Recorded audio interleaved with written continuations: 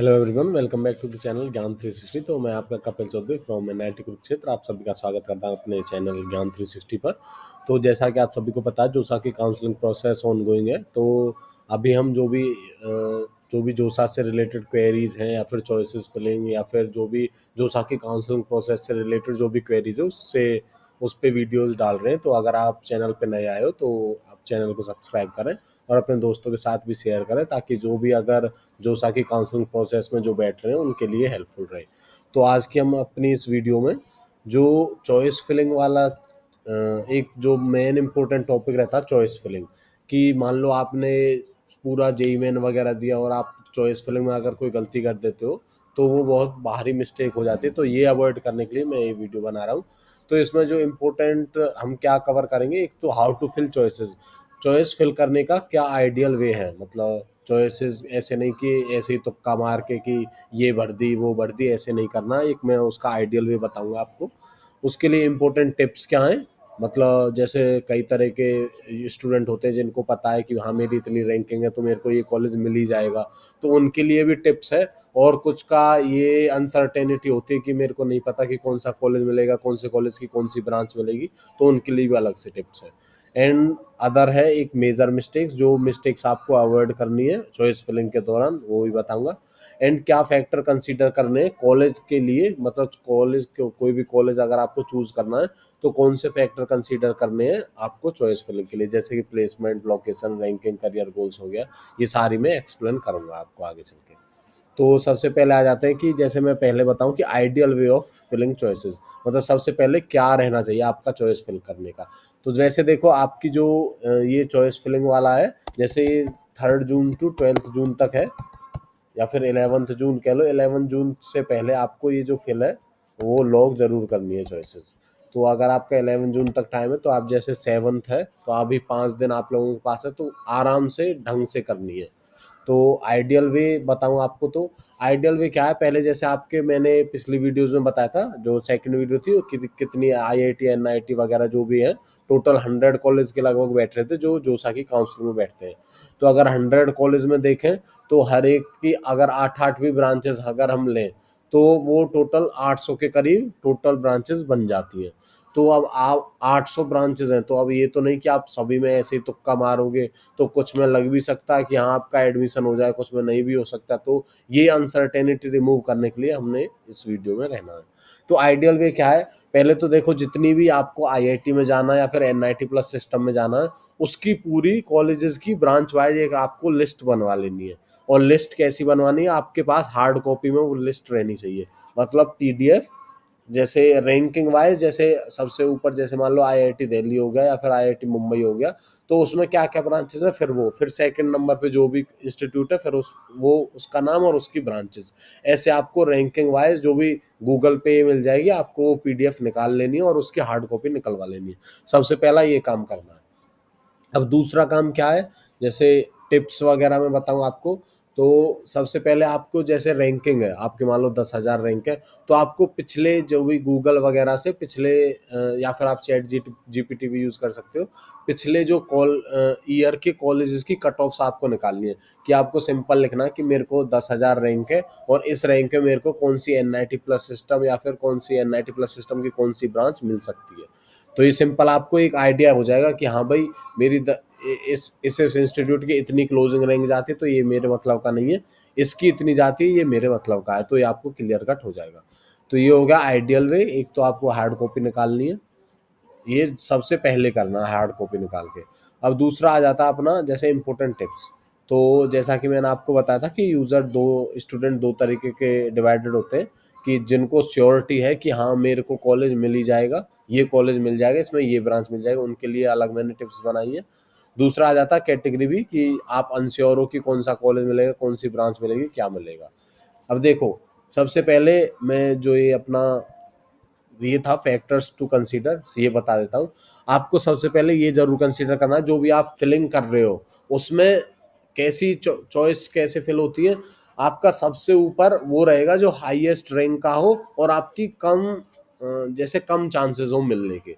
क्योंकि जो choice filling का सिस्टम चलता है ना, जैसे जोसा जो सीट अलॉटमेंट करती है वो सीरियल वाइज करती है, मतलब असेंडिंग ऑर्डर में करती है। जैसा आपने फिल किया है सबसे ऊपर, अगर मान लो आपने आपकी 10,000 रैंक है और आपने मान लो आईआईटी जो भी मुंबई है वो भर दी, अब 10,000 पे इम्पॉसिबल आईआईटी मुंबई मिलना, लेकिन आपको वो सबसे ऊपर ही भरनी है।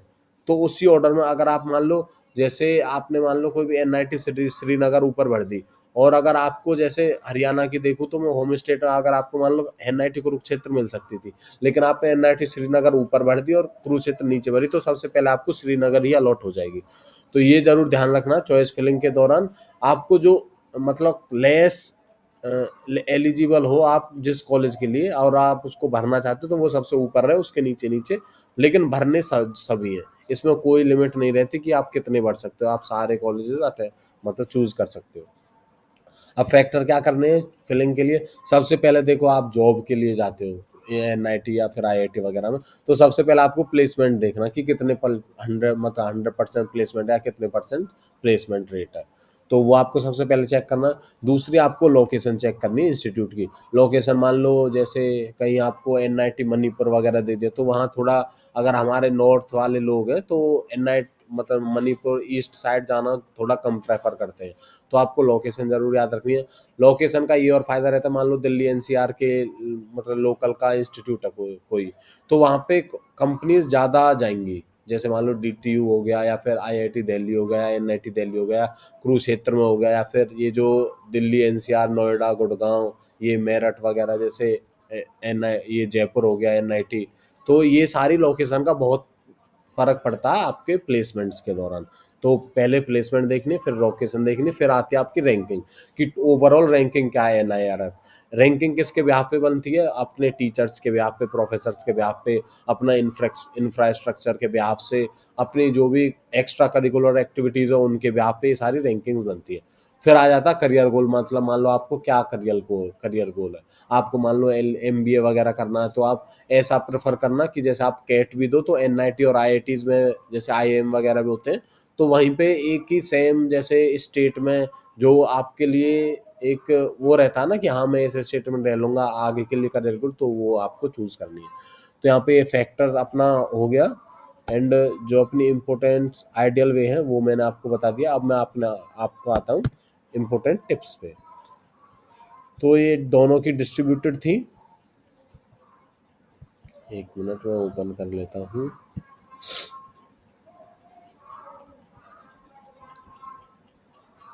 तो सबसे पहले क्या करना, लोअर कॉलेज रैंक, मतलब जो आपकी रैंक वगैरह आई है, जो भी आईआईटी या फिर जेई मेन से रैंक आई है, वो आपको पता करनी है।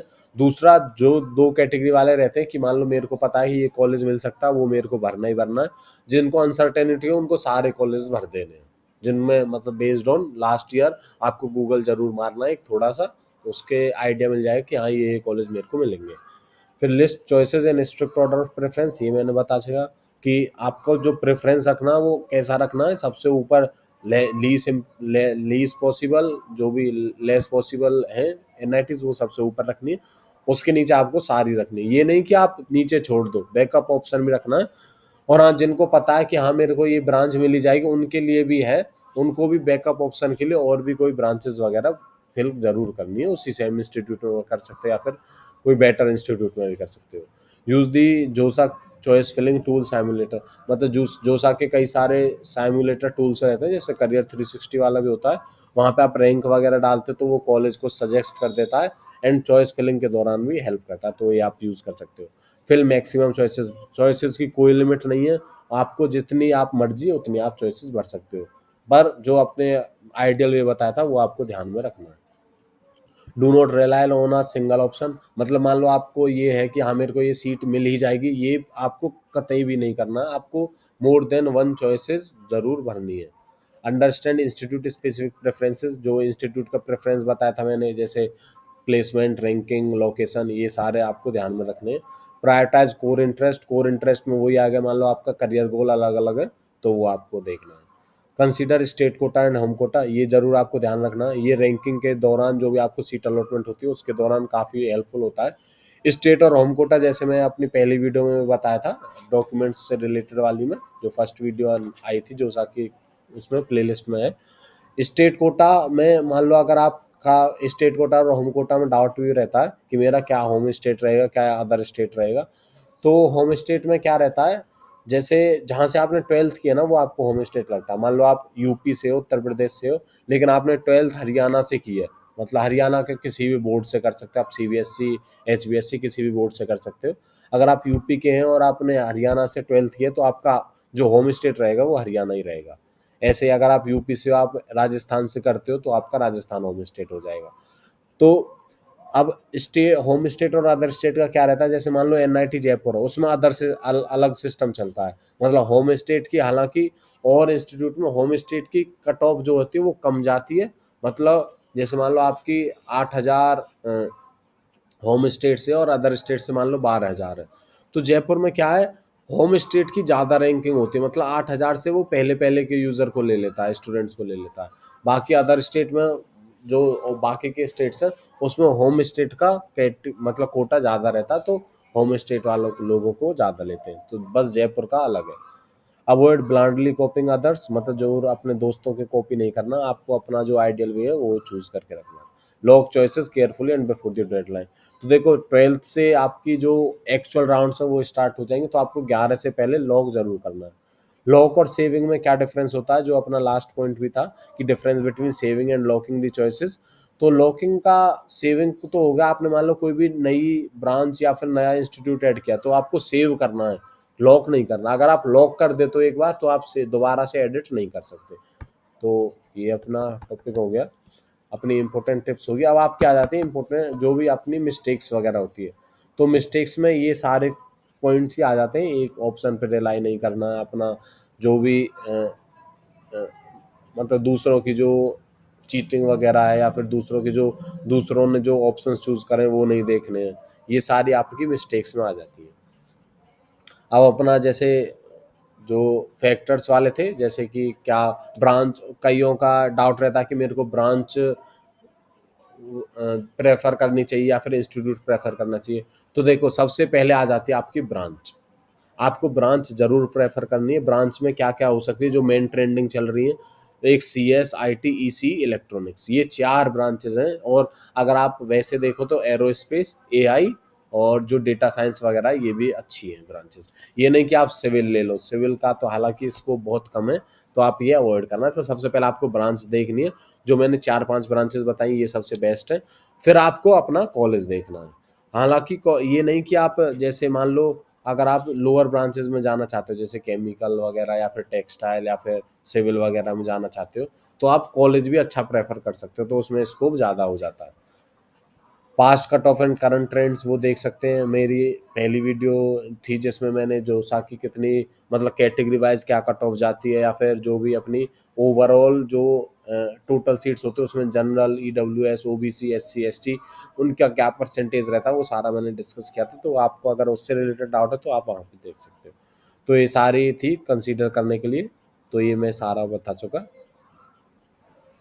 तो अगर आपका और भी कोई डाउट है रिगार्डिंग चॉइस फिलिंग के दौरान, तो आप कमेंट में डालो, मैं उसका ज़रूर उठाऊंगा, उसका क्वेश्चन आपका रिप्लाई ज़रूर दूंगा। और अगर आपको अपडेटेड रहना आगे की जो सा काउंसलिंग से रिगार्डिंग, जैसे आगे की वीडियोस में जैसे राउंड वगैरह चलेंगे या मॉक टेस्ट, मॉक राउंड वगैरह चलेंगे, तो उसमें कितनी किस इंस्टीट्यूट की कट ऑफ गई, तो वो सारी मैं आप लोगों को बताऊंगा। तो आप स्टे ट्यून्ड रहो और चैनल को सब्सक्राइब ज़रूर करो एंड अपने दोस्तों के साथ शेयर ज़रूर करो। तो थैंक यू।